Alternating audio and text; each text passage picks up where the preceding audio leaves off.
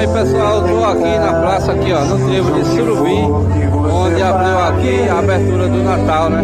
Começou hoje, dia 5 de dezembro, e aqui também tem algumas barracas de artesanato aqui top, pessoal, olha só. Deixa no comentário aí o que é que tu acha, olha.